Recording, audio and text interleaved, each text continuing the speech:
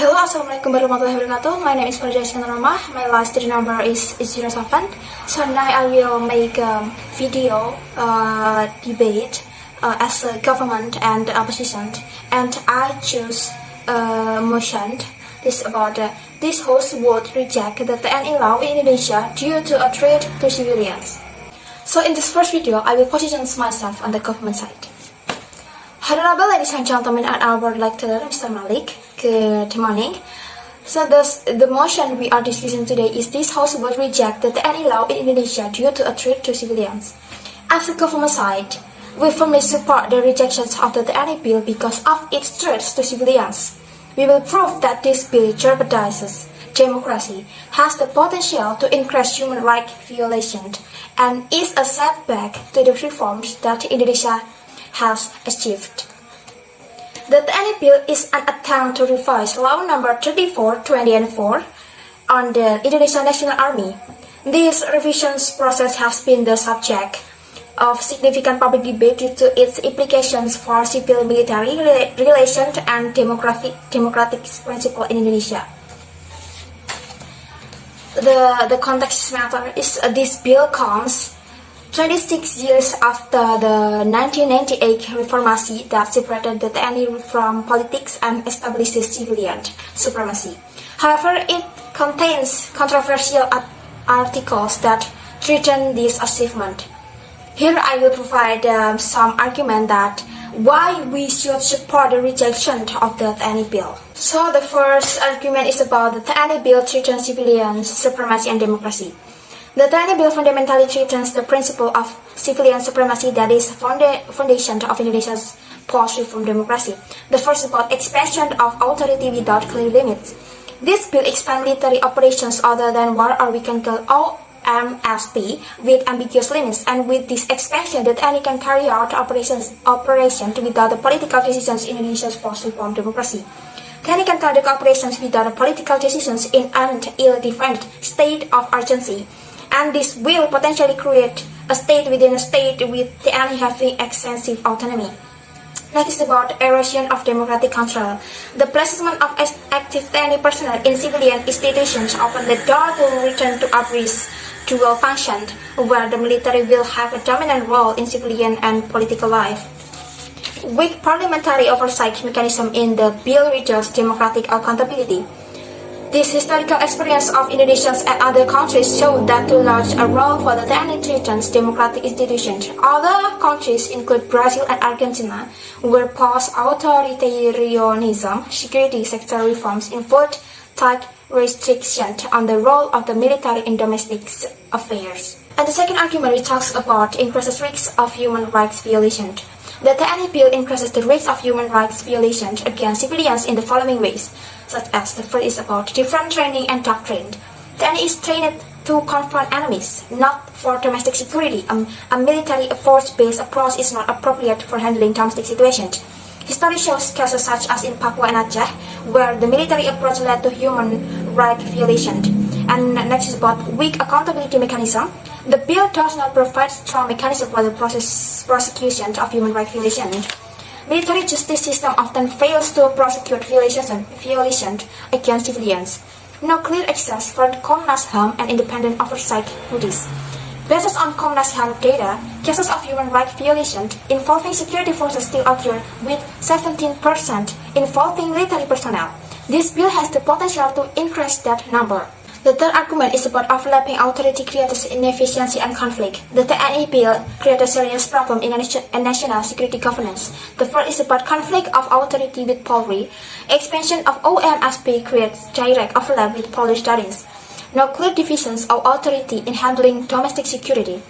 Potential to create inter-institutional revolvers that jeopardize stability. The next is about impact on budget efficiency. Duplications of functions means waste of state resources. Create a budget allocation for defense could potentially reduce resources for vital sectors such as education, health, and infrastructure. Indonesia's development prioritized should focus more on improving people's welfare rather than increasing the military's capacity in civil affairs. The fact is, international experience shows that specialization in military for external defense, police for international security, creates a more efficient security system that respects human rights. So in here I will provide some alternative suggestions other than we have to pass the TNI bill. The first is an incremental approach. First is adopt a phased approach in revising the TNI law with an impact evaluation at each stage. Second is conduct limited trial of certain aspects of the bill before full implementation. Third is build consensus through dialogue between the military governance, parliamentary, and civil society. The next is in the policy alternative. First is about focus on improving the capacity of civilians institutions to deal with non-traditional threats. Second is encourage better coordination between existing security institutions without expanding the role of the TNI. And the last is prioritize comprehensive security sector reform over partial revisions of the TNI law. So, Your Honor, considering its impact on democracy, human rights, and governance efficiency, it is clear that the TNI bill in its current form must be rejected. Indonesia has fought hard to achieve reform and establish a democratic system where the military is under civilian control. This bill threatens to return us to the dark past. Therefore, we firmly support the motion that this House vote reject the TNI law in Indonesia due to a threat to civilians. Thank you. So in this second video, I will position myself on the opposition side. So, honorable ladies and gentlemen and electors, of course, Mr. Malik, good morning. In this opposition team, stand in opposition to the motions. This also will reject the TNI law in Indonesia due to a threat to civilians. We argue that the TNI bill is necessary to protect civilians and the Indonesian state from contemporary security threats. The revision of the TNI law is not a threat to civilians, but rather a necessary effort to strengthen the national defense system in the midst of increasingly complex security challenges. So we accept the definitions of TNI law as the TNI bill revising law number 34, 2004, and civilians as Indonesian civilians. However, it is important to understand that threat must be seen proportionally by considering the context of security threats faces by Indonesia. This bill does not give any unlimited powers, but rather modernizes the legal framework to deal with contemporary threats. And the current law, law number 34, 2004, is outdated and insufficient to deal with the security challenges of the 21st century. The important context is Indonesia faces multiple complex security threats such as terrorism, separatism, territorial violation, and cyber threats that require a comprehensive response. So, in here I will give some arguments why we should approve the TNI law. So, the first argument is we talk about the TNI bill is necessary to deal with contemporary security threats. Indonesia needs revisions of the TNI law to adopt the dynamic contemporary security landscape, like evaluations of security threats. Hybrid threats like cyber warfare, proxy war, terrorism that were unknown in 2004. Geopolitical tensions in the Indo-Pacific regions with military strengthening of neighboring countries. Increasing acts of terrorism with transnational network that requires a coordination response. Next is about adequate legal framework.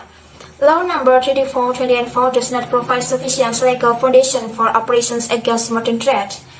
TNI needs legal clarity to be able to act effectively while still following procedures. The delay in revising this law creates a legal vacuum that endangers the state and civilians. According to the Global Terrorism Index, the threats of terrorism in Southeast Asia is still high, with Indonesia as one of the potentially exposed countries. The TNI needs a clear legal framework to help deal with the threat. The second argument is about TNI professionalizations protect civilians. Then the TNI bill is designed to increase the professionalizations of the TNI, which actually benefits civilization. Like first is increases accountability. The bill clarifies accountability mechanism in military operations. Provisions on reporting and evaluation of operations strengthened transparency. Establish clear operational standards in engagement with civilians. The next is about continued reform. This bill is a continuance of the TNI ongoing reform process, strengthening TNI's professional identity as a modern defense institution, improve the quality of education and training of TNI personnel on human rights and humanitarian law. The facts that any reforms that have been underway since 1998 have resulted in positive changes on the professionalism of the Indonesian military. This bill continues the direction of that reform, not reverse it. The third argument is about balance between national security and civil liberties. The TNI bill creates the necessary balance between security needs and the protection of civil rights.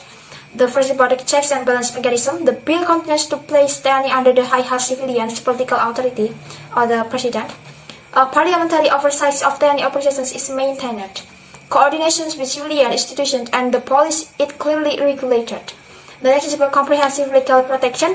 The TNI bill clarifies the limits of TNI's authority in domestic operations, provide legal protections for both civilians and TNI personnel, and prevents arbitrary actions through standardized operations procedures. In the international example, democratic countries such as France with Operations Sentinel or Australia in disaster management have shown that military involvement in domestic operations can be done while respecting civil rights.